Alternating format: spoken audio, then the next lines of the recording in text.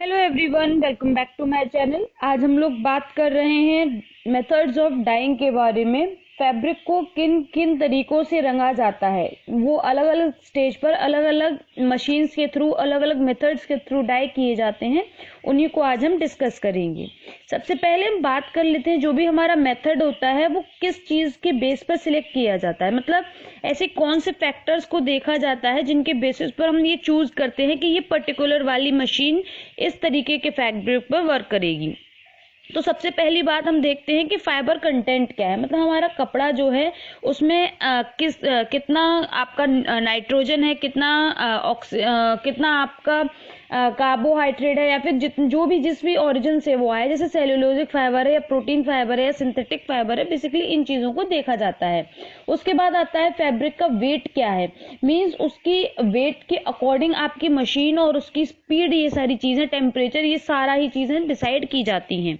फिर है type of dying, हम किस तरीके से उस पर्टिकुलर फैब्रिक को डाई करने वाले हैं, यानी कि हमको कौन सी जो आपकी डाइज हैं वो यूज करनी है, कौन सा मेथड यूज करना है, ये भी सिलेक्ट किया जाता है। उसके बाद आता है डिग्री ऑफ पेनिट्रेशन रिक्वायर्ड। मतलब आपका जो फैब्रिक में जो कलर है वो कितना पेनिट्रेशन हमें उसमें चाहिए, कितना एब्जॉर्ब हो जाए, कितना अच्छा रिजल्ट्स आए और कितना अच्छा वो आपको मतलब उसकी क्वालिटी कितनी अच्छी हो, ये डिपेंड करता है। तो बेसिकली इन्हीं चीज़ों को हम फोकस करते हुए ध्यान देते हैं कि हमें कौन सा मेथड चूज करना है और उसके अकॉर्डिंग हम अपनी डाइंग की मेथड को यूज करते हैं।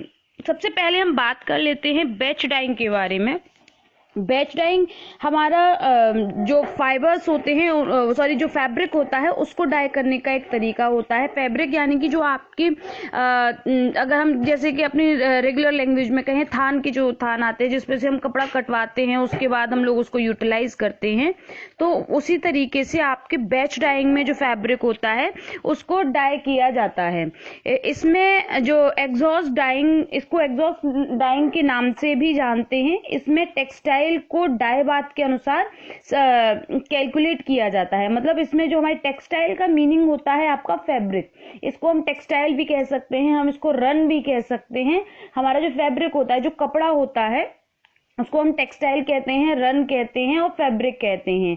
और भी टर्म्स होंगे, लेकिन फिलहाल अभी आपको मैं यहाँ पर ये 3 टर्म्स बता रही हूँ ताकि आगे आपके जब भी आपको समझ ये टर्म आए तो आप समझ सके कि टेक्सटाइल का मीनिंग यहाँ पर क्या है। Textile means they are talking about the fabric. तो इसमें जब भी फैब्रिक को डाई बात के अनुसार कैलकुलेट किया जाता है।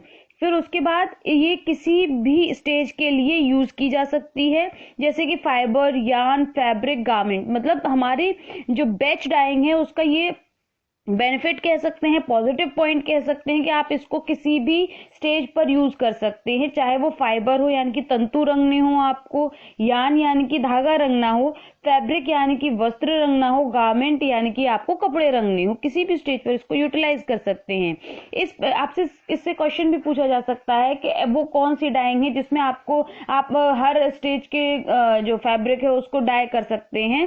तो आप बताएंगे ये बैच डाइंग होती है। इस प्रक्रिया में कम पैसे खर्च होते हैं, अच्छे रंग प्राप्त किए जा सकते हैं। मतलब आपका लो इन्वेस्टमेंट एंड गुड रिजल्ट्स में ये वर्क करती है।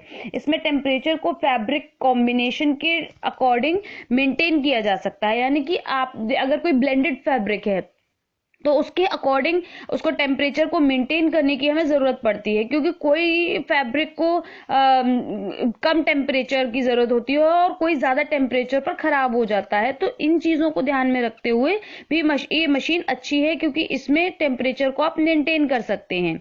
बैच डाइंग की अगर हम बात करें तो बैच डाइंग को हम फर्दर 3 पार्ट्स में डिवाइड कर सकते हैं, जिसमें आपकी आती है बीक डाइंग मशीन, उसके बाद जिग डाइंग मशीन और पेट डाइंग मशीन। तो इसमें इसको अगर हम सब डिवाइड करें मशीन्स में, तो इसमें 3 में कैटेगराइज करके हम इसको डाई कर सकते हैं।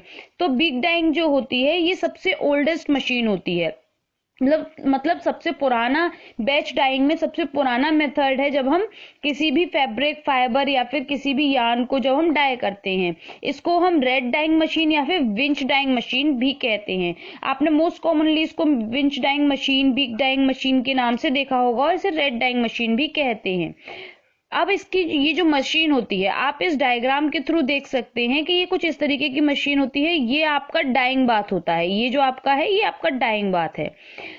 तो हम स्टार्टिंग से स्टार्ट करते हैं कि आपका जो रेड कलर का ये आपको दिख रहा है, ये आपका फैब्रिक है, आप इसको फैब्रिक मान सकते हैं। नंबर 4 ये है फैब्रिक आपका। तो इसमें क्या किया जाता है, ये आपका डाइंग बाथ होता है जिसमें आपका डाइंग सॉल्यूशन भरा हुआ होता है। उस सॉल्यूशन में आपके फैब्रिक को रन किया जाता है, यानी कि उसको चलाया जाता है। उसमें टेम्परेचर को मेंटेन करते हुए, सॉल्यूशन की पेनिट्रेशन को ध्यान में रखते हुए, रोलर गाइड्स के थ्रू, जिन्हें हम रेड कह रहे हैं, रीड कह रहे हैं, तो रील, सॉरी ये रील है, REEL, ये रील है, रेड नहीं है।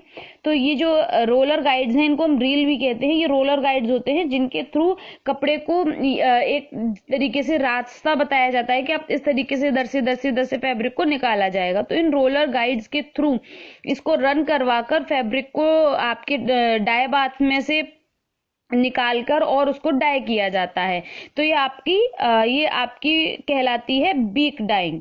फिर उसके बाद नेक्स्ट इसके अंतर्गत फैब्रिक को लूज रोप के जैसे, मतलब एक ढीली रस्सी के जैसे दोनों अंत सिरों को सिल देते हैं। मतलब ये जो फैब्रिक होता है ये कोई इस तरीके से खुला हुआ फैब्रिक नहीं होता है, बल्कि इसको सिल दिया जाता है, यानी कि एक लूप जैसी बना दी जाती है, या फिर कहें कि इसके जो दोनों एंड्स हैं, जो दोनों सिरे हैं, उनको सिल दिया जाता है और डाई में से अंदर बाहर रील के थ्रू, मतलब इनको इन आउट करते हुए बाहर निकाला जाता है और उससे कपड़ा रंग जाता है। ये जो हमारे रील्स हैं, जिन्हें हम गाइड पैड भी, रोलर्स भी कहते हैं और गाइड पैड्स भी कहते हैं, तो इनके थ्रू इनकी तरह इनसे गाइड करते हुए फैब्रिक को निकाला जाता है और डाई किया जाता है। फिर उसके बाद हमारा नेक्स्ट आता है बीक डाइंग में कपड़े को लूज कंडीशन में डिप करके रखा जाता है। मतलब इसको कपड़े पर कोई तनाव नहीं होता, किसी भी तरीके से उसको किसी भी तरीके से उसमें रखा नहीं जाता इसमें, बल्कि फैब्रिक को लूज रखा जाता है। उसके बाद इसमें जो लाइट वेट के फैब्रिक है उनको लाइट वेट के फैब्रिक्स को यूज किया जाता है। इसमें लिकर और मटेरियल का रेशियो डिफरेंट होता है, जैसे कि 5:1, 4:1, इस तरीके का आपका लिकर और मटेरियल का, यानी कि आपके फैब्रिक का और आपके सॉल्यूशन का रेशियो रखा जाता है। क्योंकि जब आपका जो फैब्रिक है, क्योंकि हम उसका वेट देख रहे थे फैब्रिक का, कि जिस तरीके का वेट होगा उस तरीके से आपका डाइंग सॉल्यूशन बनेगा। क्योंकि फैब्रिक की हमने जब आपका इनिशियल आपने जब स्टेज में देखा था, तो हम यहाँ पर क्या देख रहे थे, वेट, फैब्रिक का वेट। तो ये जो वेट है ये मटेरियल है और इसके ही अकॉर्डिंग आपका चेक किया जाता है कि आपका कितना जरूरत है, क्या रेशियो में आपका फैब्रिक और लिकर का आपका रेशियो रहेगा। इसमें लिकर का क्या मतलब है, यहाँ पर लिकर जो है वो weight of the solution as compared with the textile to be dyed. जैसा कि मैंने आपको कहा, लिकर रेशियो का मतलब होता है कि आपके कपड़े का जो वजन है वो और जो सॉल्यूशन है उसका जो रेशियो कहलाता है वो लिकर रेशियो कहलाता है। तो आपको ये टर्म पूछा जा सकता है, तो आप इसको ध्यान रखेंगे। फिर है बीक डाइंग का जो का यूज 50 से लेके 100 मीटर के फैब्रिक के लिए यूज किया जाता है। मतलब अगर आपको 50 to 100 मीटर्स फैब्रिक को डाई करना है, then beck dyeing is useful. ये एक रोप जैसे या फिर फुल विथ फॉर्म में होता है और फैब्रिक पर कम खर्चे में, यानी कि लो इन्वेस्टमेंट में गुड रिजल्ट्स को प्रोवाइड करता है।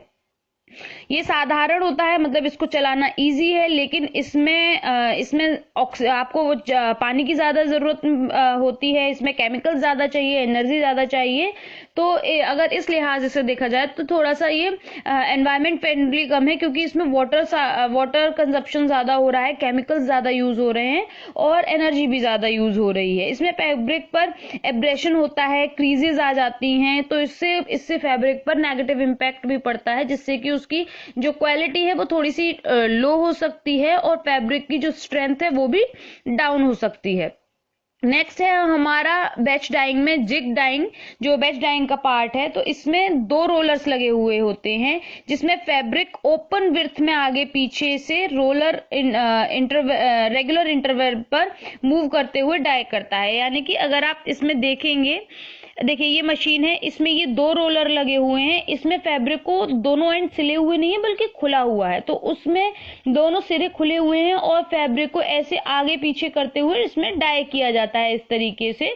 बेसिकली फर्स्ट पॉइंट आपका यही बात कह रहा है। इसमें इसके द्वारा सामान्यतः एसीटेट रेयॉन और नायलॉन को डाई किया जाता है। पर्टिकुलर फैब्रिक भी यहाँ बताए गए हैं, जो आपको याद रखना है कि एसीटेट रेयॉन और नायलॉन को आप किस मेथड से डाई कर सकते हैं। फैब्रिक को ओपन विड्थ में डाई किया जाता है, मतलब खुला हुआ होता है, वो किसी लूप में किसी रोप में बंधा हुआ नहीं है।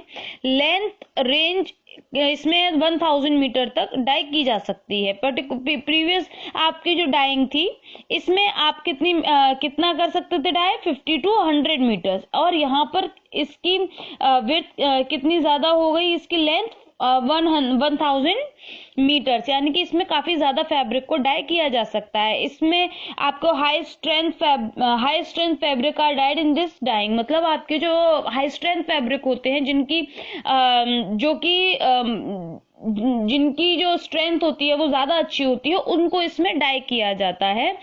जैसे कि आप इसमें देख चुके हैं कि ये वर्क कैसे करता है। बाकी मैं इसके पार्ट्स बता देती हूँ। ये आपके रोलर्स होते हैं मेन, जो आपका इसे टेकअप रोलर कहते हैं, जो कि आपके फैब्रिक को ऊपर ले जाता है और नीचे लाता है। और उसके बाद आपका ये गाइडिंग रोलर्स हैं, जो छोटे छोटे रोलर्स हैं, वो गाइडिंग रोलर्स हैं जो गाइड करने का काम करते हैं।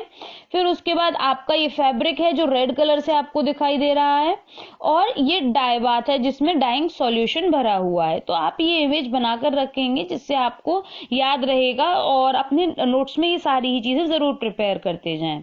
फिर उसके बाद आता है हमारा थर्ड पेट डाइंग, बैच डाइंग का ही जो पार्ट है। इसमें जो डाइंग होती है वो ओपन विड्थ होती है, मतलब इसमें भी आपका कोई लूप नहीं बन रहा, कोई रोप नहीं बनाया जा रहा। फैब्रिक जो है वो स्क्वीज बिटवीन द रोलर्स, मतलब जो 2 रोलर्स इसमें लगे हुए होते हैं। देखिए आपके ये वाले जो 2 रोलर्स हैं इनिशियली जो लगाए गए हैं, इन दोनों के बीच से होकर जो फैब्रिक है उसको स्क्वीज किया जाता है, यानी कि दबा दिया जाता है, उसके बीच में से इसको निकाला जाता है। Due to the pressure dye penetrate into the fabric, जो प्रेशर उन दोनों रोलर्स के बीच से फैब्रिक पर पड़ता है, जैसे कि आप ये देखिए, ये जो रोलर्स हैं इनके बीच में भी आपको प्रेशर फील होगा। तो ये जो प्रेशर है, इसके कारण जो डाई है वो अच्छी तरीके से पेनिट्रेट हो जाती है फैब्रिक के अंदर, अच्छी तरीके से एब्जॉर्ब हो जाती है, घुस जाती है, या फिर आप किसी भी साधारण भाषा में कह सकते हैं कि कपड़ा अच्छी तरीके से डाई हो जाता है। ये बहुत इकोनॉमिक होता है। 30 से लेकर 30 to 300 मीटर्स पर मिनट इसमें रन टाइम होता है फैब्रिक का, मतलब 30 से लेकर 300 मीटर प्रति मिनट स्पीड से ये आपकी मशीन काम करती है। तो इसमें जैसे कि आप देख सकते हैं, ये रेड आपका फैब्रिक है, और इसमें निप रोलर्स होते हैं। ये जो आपके रोलर्स हैं इन्हें हम निप रोलर्स कहते हैं। आपके इनको गाइड रोलर्स कहते हैं। जो छोटे रोलर्स होते हैं उन्हें हम गाइड रोलर्स कहते हैं। ये आपका डाई बाथ है, और इस तरीके से फैब्रिक को रन किया जाता है, जो कि मैंने अभी आपको मेथड बताया था कि इसमें से इसमें फैब्रिक रोलर्स के बीच में से निकलता है, तो डाई और रोलर्स के बीच में से निकलने से, और ये रोलर्स की ये फायदा होता है कि ज्यादा एब्जॉर्ब नहीं करते हैं कलर को, तो जो हमारा कलर है उसकी वेस्टेज कम होती है और अच्छी तरीके से वो पेनिट्रेट हो जाता है उसमें, एक्स्ट्रा नहीं होता है फैब्रिक के ऊपर, मतलब बहुत ही इकोनॉमिक और अच्छी तरीके से वर्क करता है। तो अभी हमने यहाँ पर बैच डाइंग को कंप्लीट कर लिया है। नेक्स्ट वीडियो में हम लोग पैच डाइंग की बात करेंगे, जो नेक्स्ट हमारे पैकेज डाइंग की बात करेंगे, जो कि हमारे यार्न्स पर की जाती है। अगर ये वीडियो अच्छी लगी हो, पसंद आई हो, समझ आई हो, तो वीडियो को लाइक करें। अगर कोई क्वेश्चन हो, क्वेरी हो, या फिर आप वीडियो को प्रेज करना चाहते हैं तो आप कमेंट सेक्शन में जाकर कमेंट कर सकते हैं। वीडियो को शेयर करें अपने फेसबुक पेज पर, अपने व्हाट्सएप ग्रुप में और अपने इंस्टाग्राम पर, सो दैट ज्यादा से ज्यादा लोगों को इसका फायदा मिले। और वीडियो को, अगर आपने चैनल को सब्सक्राइब नहीं किया अभी तक, तो सब्सक्राइब करें। And thanks for watching my video and have a good day. Bye bye.